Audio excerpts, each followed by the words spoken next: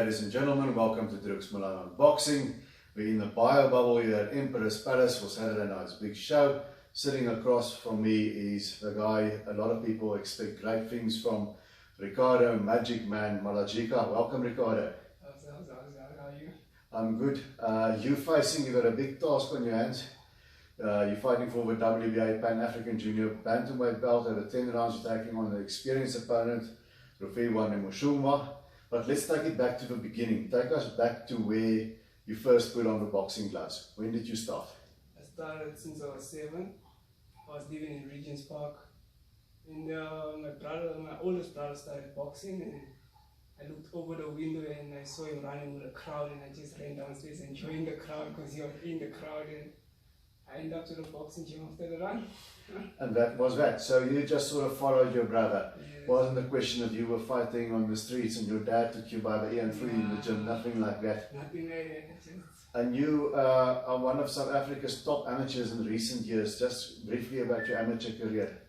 I had, before I turned professional, I had 65 fights, 12 losses, and I'm 6-time SA champ. In 2016, I went to Zone 4s in Angola and I won there. I brought the gold medalist home.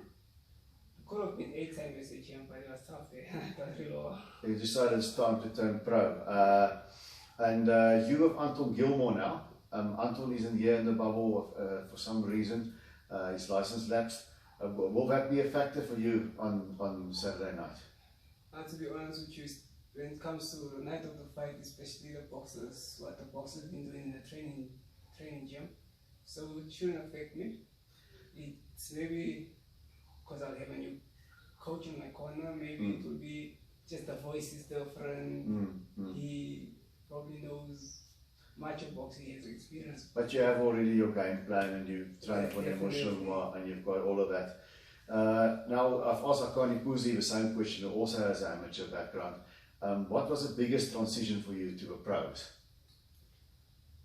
The biggest challenge from going from amateurs to professional? To be honest with you, they didn't want me to become professional. They wanted me to stay in the team for South Africa. But then the biggest part was my coach passed on, and I didn't want to go to any other coach because my coach gave me what I am right now. He groomed me to this point. So I had a big decision, and I was thinking, should I go stay in the team, or should I go professional and get a new coach? You have a different style that not a lot of fighters can pull off. You like to switch it. You turn southpaw, you turn orthodox. Yes. What is a more comfortable style? Are you more of a southpaw or are you more of an orthodox fighter? I'm an orthodox fighter. Okay. I like to switch. You like to switch. And your last fight, you fought, you went 8 rounds. I think that's the longest you've been as a pro. Yes. You fought Movi Nkize, who was an undefeated guy. And it was a rough and tough affair. Tell us about that fight. No, it was a nice fight. Thanks for the rounds he gave me.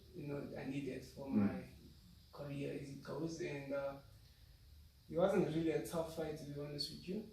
It was just that I came from a car accident and I had an injury on my knee, my ankle. Then so it's giving me a problem there in that fight. It wasn't long, but it shouldn't give me now.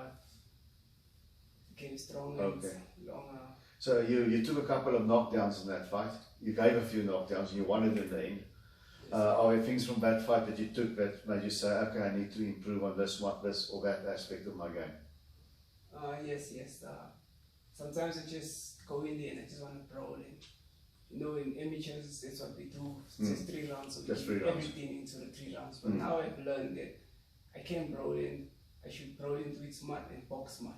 That time I was just excited. Yes. And now I've learned to box and brawl at the same time and make it beautiful. Make it look good. Okay. Ricardo Malajika is an experienced guy. He's won some, he's lost some, he's beaten some good guys like Josh Studdard and Sabelo Gavignana. What do you know about Ricardo? I don't really know much about him. You just take it as it comes on the night. As it comes in the night. Okay, Ricardo, last question. Do you have a prediction for us? First fight? Yeah, you can look there in the camera and you can speak to the fans. I'm definitely leaving with the win in the title. I'll never leave my family at home without leaving with it. Okay, so you're just going to go and predict to win. All right, thanks Magic Man for talking to us. Good luck Saturday. Thanks.